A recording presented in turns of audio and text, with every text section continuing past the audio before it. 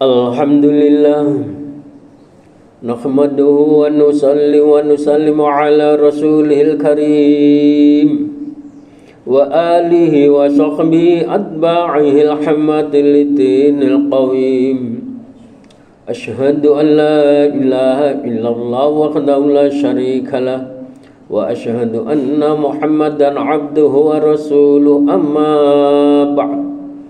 Faya ayyuhal hadiruna rahimakumullah, ya ayyuhalladzina amanu ittaqullaha haqqa tuqatih wa la tamutunna illa wa antum muslimun. Wa qala Allah ta'ala aidan, walladzina amanu wa amilus shalihat ulaika ashabul jannah hum fiha khalidun. Allahumma sholli ala sayyidina Muhammadin abdika wa nabiyyika wa rasulika nabiyil ummi wa ala ali wa sahbihi wa sallim taslima biqadri adamati dhatika fi kulli waqtin wa hin. Wa qala Rasulullah sallallahu alaihi wasallam, al-birru husnul khuluq. Hadirin jamaah Jum'ah rahimakumullah, dalam kesempatan yang baik ini mari kita sama-sama selalu dan selalu taqarrub ilallah, selalu dan selalu mendekatkan diri kepada Allah Subhanahu wa ta'ala dengan senantiasa kita melaksanakan apa saja yang menjadi perintahnya dan sekaligus kita tinggalkan apa yang menjadi larangannya. Karena apa hadirin, sudah menjadi ketentuan Allah Subhanahu wa ta'ala bahwasanya ukuran kesuksesan hidup manusia oleh Allah hanya ditentukan sejauh mana tingkat kedekatannya atau tingkat ketaatannya.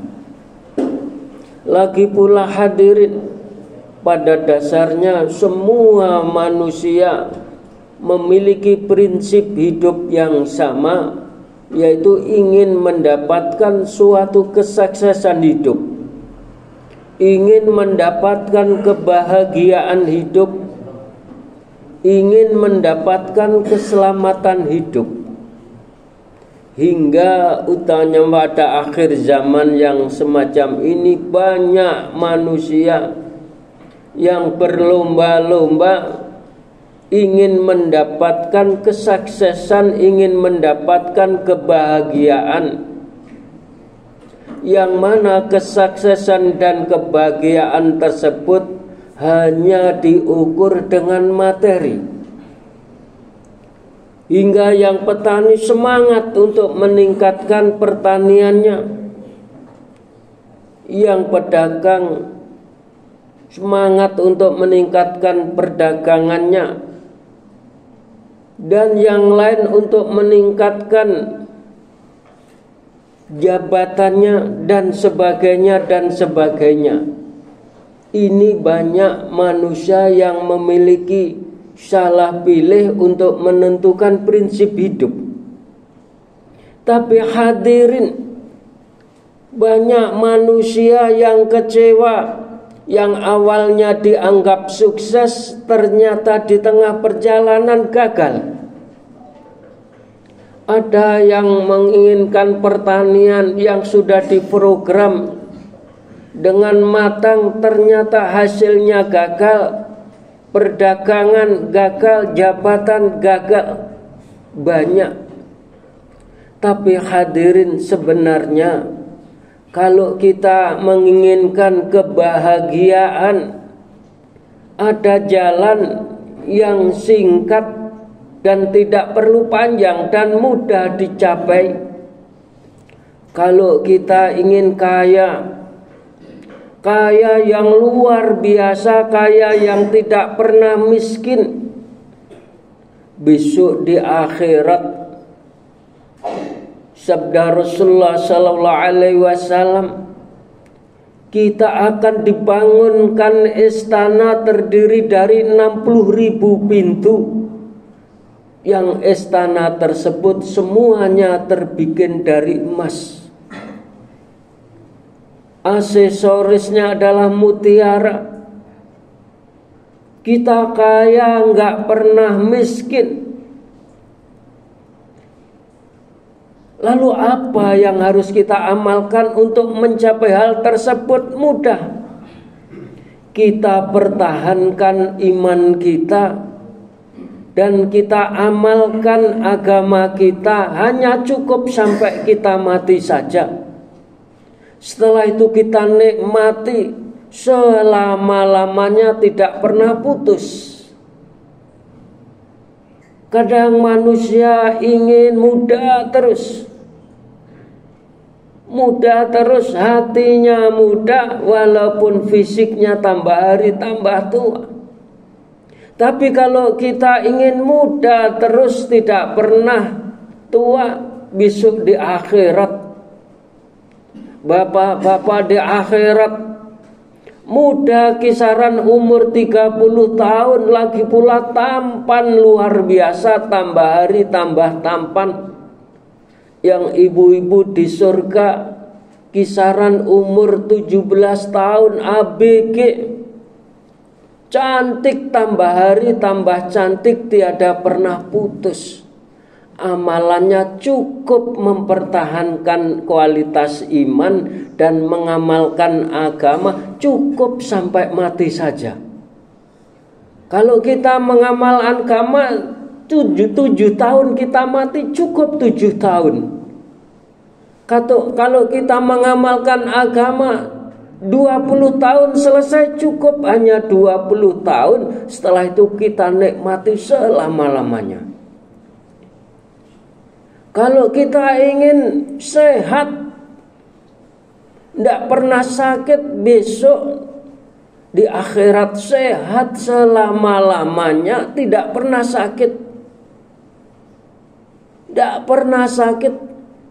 Kalau kita ingin jabatan yang tidak pernah ada pensiun, besok di akhirat oleh Allah kita dijadikan raja-raja di akhirat dan disiapi pelayan-pelayan yang berjuta-juta, yaitu namanya bidadari. Berjuta-juta untuk melayani kita di akhirat selama-lamanya. Lagi pula di akhirat nanti kita disuruh untuk menyampaikan semua keinginan kita. Bahkan semua keinginan kita selamanya, selalu dan selalu dipenuhi oleh Allah Subhanahu wa ta'ala. Amalannya hanya cukup mempertahankan kualitas iman yang ada pada diri kita ini, dan kita siap melaksanakan amalan agama sampai mati saja. Lalu apa amalan-amalan agama yang harus kita amalkan? Banyak. Satu di antaranya kita istiqomahkan, kita perbarui, kita perbaiki amalan-amalan sholat. Karena amalan sholat rasul ibadah, kepalanya ibadah, yang maksudnya semua amalan-amalan manusia ini nanti di yaumul hisab dianggap baik kalau amalan sholatnya dinilai oleh Allah sholat yang baik. Maka semua amalan-amalan yang kurang baik, kalau sholatnya baik, maka semua menjadi baik. Tapi sebaliknya hadirin, semua amalan-amalan manusia walaupun baik, sedekahnya baik, hubungan sama manusia baik, tapi kalau amal sholatnya itu rusak, besok di yaumul hisab itu juga dianggap rusak. Inilah hadirin, maka sholat adalah amalan-amalan yang paling penting. Bisa diibaratkan Kalau kita kedatangan tamu yang kakinya hanya satu, tapi muka kepala masih ada, tetap kita menganggap itu manusia. Kita sambut datangan tamu tidak punya tangan, kepala masih punya. Kita anggap itu manusia dan kita sambut. Tapi kalau kita kedatangan tamu, kaki punya, tangan punya, tapi kepala enggak punya, apa itu kita anggap itu manusia? Bahkan kita takut lari terbirit-birit. Lah inilah hadirin, karena sholat adalah peristiwa besar yang diterima oleh baginda Rasulullah sallallahu alaihi wasallam. Hadiah dari Allah Subhanahu wa taala pada bulan Rajab ini, tepatnya tanggal 27 Rajab, beliau Nabi Agung Muhammad sallallahu alaihi wasallam dimi'rajkan ke Sidratul Muntaha. Ini bentuk hadiah dari Allah Subhanahu wa taala yang tidak pernah diberikan kepada para nabi dan para rasul.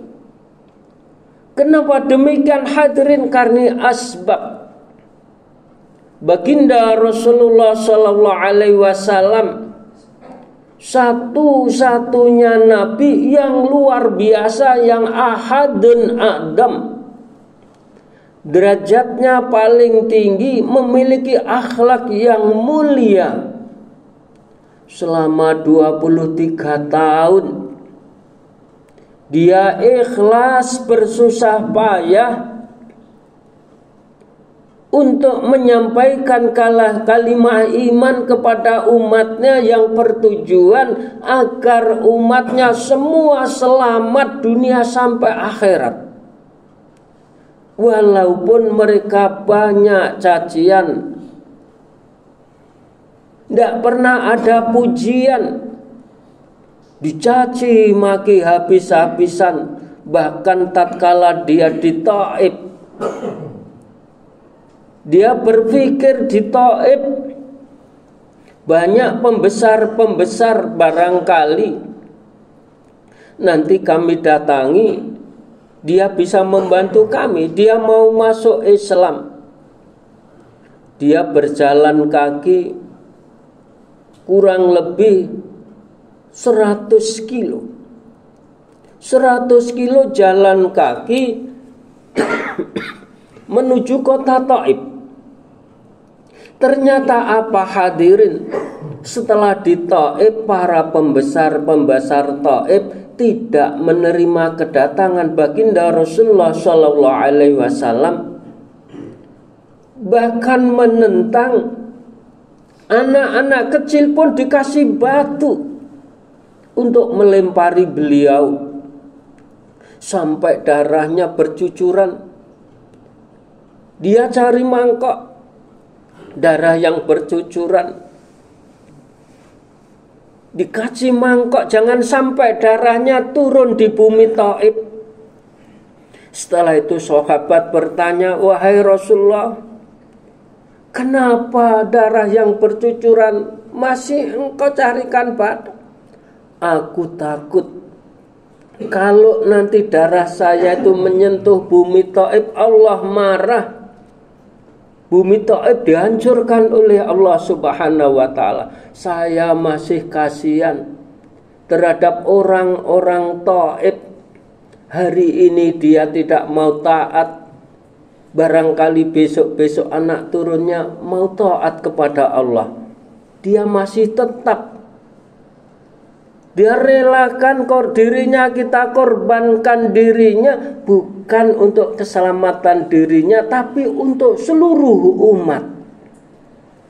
Bahkan sampai malaikat pun datang, malaikat Jibril, ya Rasul, bagaimana kalau gunung ini aku angkat, kita tutup Taif agar semua mati semua? Jangan. Inilah akhlak baginda Rasulullah sallallahu alaihi wasallam. Setelah itu dapat hadiah dari Allah. Beliau Nabi Agung Muhammad sallallahu alaihi wasallam dimeratkan ke Sidratul Muntaha, diketemukan dengan Allah Subhanahu wa taala. Pada waktu itu diiringi atau didampingi oleh malaikat Jibril. Tatkala di langit Sabtuju, malaikat Jibril sudah tidak mampu. Ya Rasul, aku sudah tidak mampu, aku kecapean. Istirahat dulu ya Rasul. Setelah dia istirahat, didatangi oleh Nabi Ibrahim, kakeknya Nabi Muhammad. Dia bilang, ya Muhammad, tahukah engkau dimi'rajkan oleh Allah ke Sidratul Muntaha? Aku tidak tahu kan. Aku tidak tahu. Kalau enggak tahu, aku kasih tahu. Asbab kamu dimi'rajkan, diketemukan oleh Allah, karena kamu adalah orang yang paling mulia dan termasuk umatmu. Nah, inilah hadirin, baginda Rasulullah SAW ahadun a'dam, termasuk kita umatnya juga ikut-ikutan ahadun a'dam, termasuk satu-satunya umat yang mulia di antara umat-umat terdahulu. Saking mulianya hadirin, surga diharamkan untuk nabi-nabi yang dahulu. Surga diharamkan untuk rasul-rasul yang dahulu sebelum baginda Rasulullah Muhammad sallallahu alaihi wasallam masuk surga lebih dulu. Lagi pula hadirin, surga diharamkan untuk umat-umat terdahulu, mulai umat Nabi Adam turun sampai umat Nabi Isa, diharamkan. Sebelum umat akhir zaman, umat baginda Nabi Muhammad sallallahu alaihi wasallam habis masuk surga lebih dulu. Jadi hadirin, karena kita memiliki nabi yang luar biasa, akhirnya kita pun jadi umat yang luar biasa. Kita datang terakhir, kita umurnya pendek, ibadah cukup sebentar, tapi masuk surga lebih dahulu.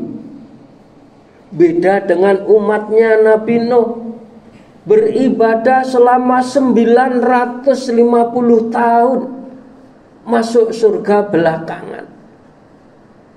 Kita umur hanya kisaran 60 sampai 70 tahun, kalau nyampe masuk surga lebih dahulu. Asbab nabi kita, nabi yang ahadun a'dam, derajatnya paling tinggi. Setelah itu apa hadirin? Setelah melanjutkan perjalanan, malaikat Jibril tidak siap, dia langsung menghadap Allah Subhanahu wa taala. Singkat cerita, beliau mendapat perintah atau mendapat wahyu langsung dari Allah, yaitu melaksanakan sholat. Nah, oleh sebab itu hadirin, sholat ini adalah amalan yang paling mulia. Kalau sholat kita baik, maka semua amal kita baik. Kalau sholat kita rusak, maka amal kita semuanya jadi rusak. Mudah-mudahan semua yang hadir selalu dan selalu mampu untuk melaksanakan amal sholat. Mudah-mudahan semua yang hadir mendapatkan suatu kesuksesan hidup, baik dunia maupun akhirat. Ja'alanallahu wa iyyakum minal faizinal aminin wa takhalana wa iyyakum fi zumratil muwahhidin. A'udzu billahi minasyaitonir rajim. Bismillahirrahmanirrahim. Wal 'asri innal insana lafi khusr illa alladzina amanu wa 'amilus shalihat wa tawassaw bil haqq wa tawassaw bis sabr wa qur rabbikfir warham wa anta khairur rahimin.